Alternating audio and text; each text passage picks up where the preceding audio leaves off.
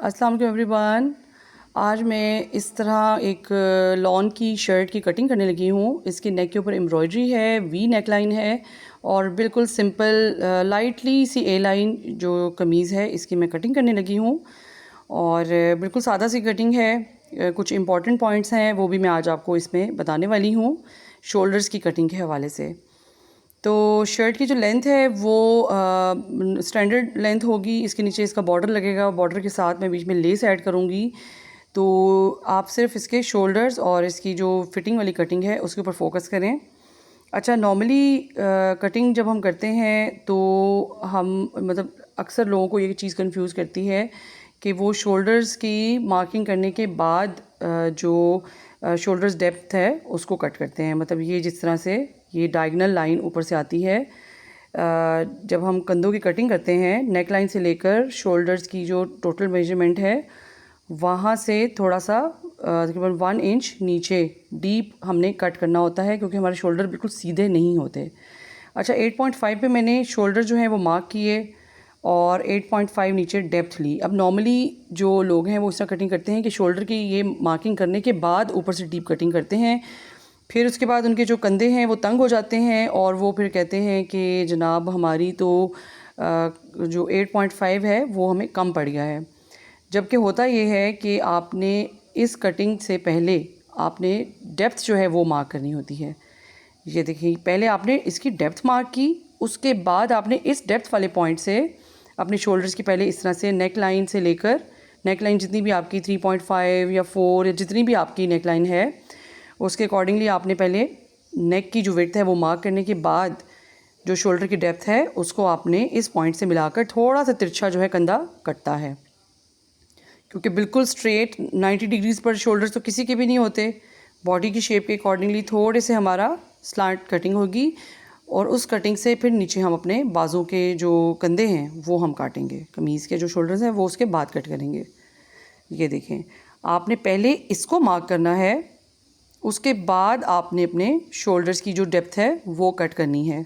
ठीक है, जो पहले पॉइंट है उस तरह से आपने नहीं करना। अगर आप इस तरह काटेंगे तो आपके शोल्डर जो है वो 1 इंच टाइट हो जाएंगे, मतलब 8.5 से 7.5 तक हो जाएंगे। देखें, ये हमने इस तरह नहीं करना बल्कि हमने इस पॉइंट से नीचे बाद में हमने पॉइंट लेते हुए अपने, आप देखिए कितना फ़र्क है, पूरे 1 इंच का फ़र्क है।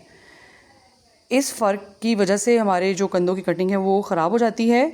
आपने सबसे पहले शोल्डर की जो स्लांट कटिंग है वो लेनी है, उसके बाद आपने अपने आर्म होल की कटिंग इस तरह से कर लेनी है। ठीक है, 8.5 इंच शोल्डर्स, फिर नीचे डेप्थ जो है वो भी 8.5, उसको मिला के आपने नीचे एल शेप बनाना है। एल शेप के अंदर आपने इस तरह से अपना राउंड जो है वो मार्क कर लेना है। अब इसके बाद आ जाती है हमारी कमीज़ की फ़िटिंग। चेस्ट साइज़ जो है वो मेरा 22 इंचज़ है। 22 इंचज़ इसके आगे मैंने तकरीबन 1 इंच इसका सीम अलाउंस ऐड करना है, तो 12 इंचज़ पे मैं इसको मार्क कर लूँगी। ये देखिए। अच्छा, इसके बाद आता है जनाब हमारा साइड सीम। साइड सीम में जो चाक हैं वो हमने इस आर्म होल वाले पॉइंट से नीचे 16 इंच या 15 इंच लेने होते हैं, क्योंकि खुली कमीज़ है तो खुली कमीज़ के अंदर 15, 16 या 17 बिल्कुल ठीक रहते हैं। अगर घेरा आपका बहुत खुला है तो आप 18 तक भी लेके जा सकते हैं। मेरा जो कमीज़ का घेरा है वो मैं तकरीबन 27 इंच पर फाइनल रखूँगी। आप देखें कि मैंने आर्म होल वाले पॉइंट से नीचे 15 इंच पर कमीज़ के जो कपड़े की बाहर वाली साइड है उसके ऊपर एक निशान लगा लिया, क्योंकि हिप साइज़ में, अच्छा अक्सर मुझसे लोग पूछते हैं कि आपने कमीज़ का हिप साइज़ नहीं लिया। जब हम लूज़ कमीज़ बनाते हैं तो उसमें हमें हिप साइज़ लेने की ज़रूरत नहीं होती, क्योंकि हमारा शर्ट का जो टोटल दामन है उसके अकॉर्डिंगली हमने ए लाइन बनाकर तो अपनी कमीज़ की कटिंग करनी होती है। लेकिन फिर भी मैं आपकी आसानी के लिए तकरीबन 25 इंच मेरा हिप साइज़ है वो मैंने यहाँ पर मार्क कर लिया हाफ़ करके, मतलब 12.5 पर मैंने इसको मार्क कर लिया। ये मेरी फ़ाइनल जहाँ पे मेरी स्टिचिंग आनी है ये वो वाला पॉइंट है, ये मेरा कटिंग वाला पॉइंट नहीं है। अब ऊपर वाले पॉइंट के अकॉर्डिंगली क्योंकि हमने 1 इंच सीम अलाउंस ऐड किया था तो इसमें 1 इंच ऐड करते हुए मैं एक और बाहर की तरफ पॉइंट लगाऊंगी जहाँ पर मेरा कटेगा। कमीज़ जो है यहाँ से इस तरह कटिंग होगी। अब आर्म होल वाले पॉइंट को नीचे मैंने साइड सीम वाले पॉइंट पे जो 15 इंच पे मैंने नीचे गहरा पॉइंट लगाया था, इस लाइन को मैं पूरा एक दूसरे से मिला लूँगी। ये मेरी शर्ट की फ़िटिंग वाली लाइन है। आप देखें कि बिल्कुल स्ट्रेट ए लाइन कटता है हमारा कमीज़ जो पाकिस्तानी स्टाइल का होता है, उसमें किसी किस्म की कर्व नहीं आता। आपकी अपनी मर्ज़ी है, अगर आप कर्व डाल देंगे तो वो पाकिस्तानी स्टाइल की कमीज़ नहीं बनेगी। वो फिर फ़िटिंग वाली कमीज़ बन जाएगी, और फ़िटिंग वाली कमीज़ जो है वो पाकिस्तान में ज़्यादातर नहीं पहनी जाती। अच्छा, अब हमने नीचे जो चाक है मेरे, उससे नीचे मैंने कमीज़ का जो दामन है वो मेजर करना है।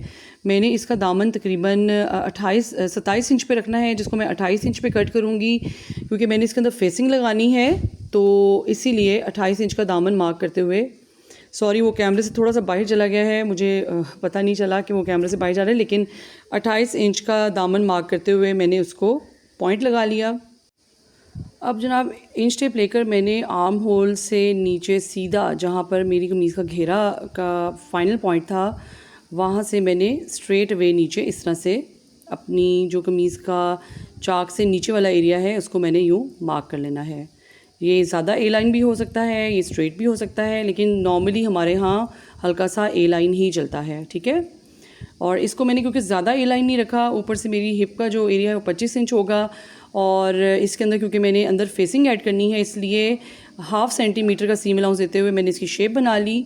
आप देख सकते हैं जो मैंने हिप का 25 इंच का ये वाला पॉइंट लगाया था, यहाँ तक जब मेरी सिलाई आएगी तो नीचे घेरा जो है वो मेरा ए लाइन शेप में बन जाएगा। क्योंकि ज़्यादा सीम अलाउंस दूंगी तो फिर मुझे दोबारा बाद में कटिंग करनी पड़ेगी जब मैं इसके अंदर फेसिंग ऐड करूँगी। तो अब जनाब हम इसकी कटिंग कर लेते हैं।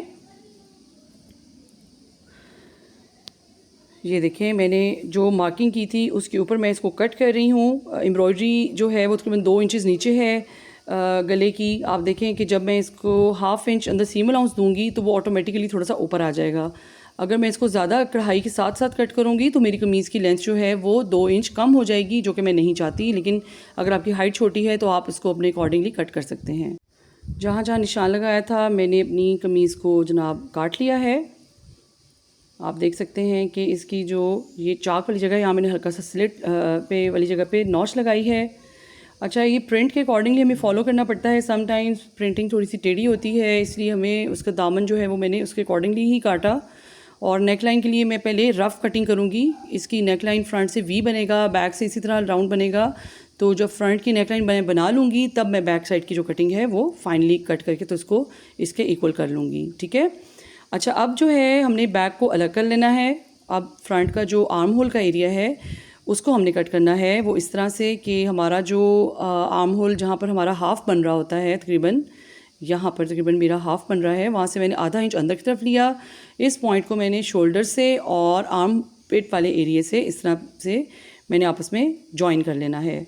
ये डीप कटिंग फ्रंट की बहुत ज़रूरी होती है, कमीज़ की भी और बाजू की भी। अगर आप ये कटिंग नहीं करते तो आपकी कमीज़ जो है जब पहनते हैं तो आपके कमीज़ का गला जो है वो पीछे की तरफ खिंचता है, जो कि बहुत मुश्किल हो जाती है। तो इस कटिंग को मैं निशान के ऊपर रख के काट लूँगी।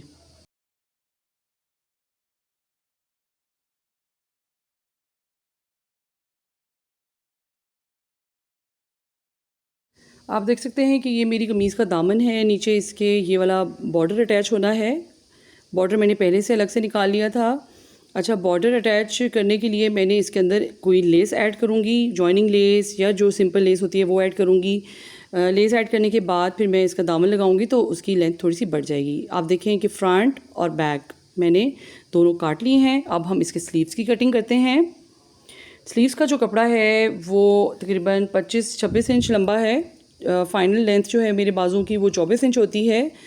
तो इसके लिए मैंने इसको फ़ोल्ड किया।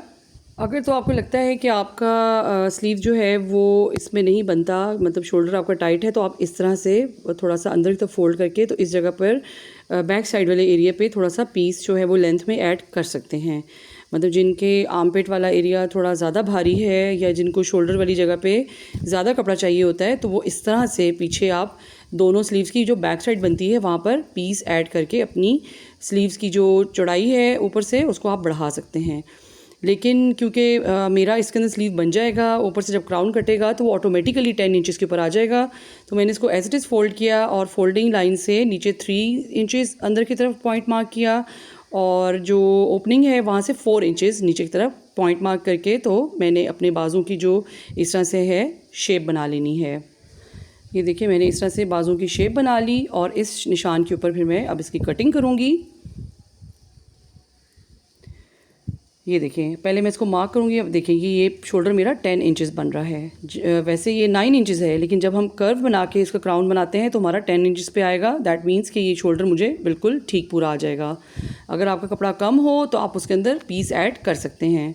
बॉर्डर जो है मैं एज इट इज़ इसके साथ रहने दूँगी। जब मैं इसके ऊपर लेस लगा के टर्न करूँगी तो वो ऑटोमेटिकली फेसिंग बन जाएगी। अच्छा, आगे से जो है मैंने बहुत ज़्यादा खुला नहीं रखना, नॉर्मल सी फिटिंग रखनी है। तो तकरीबन 8 इंचेस पर मैं इसके ऊपर निशान लगा लूँगी। 1 इंच अंदर जाएगा तो 6 इंचेस पर मेरे स्लीव जो हैं वो रेडी हो जाएंगे।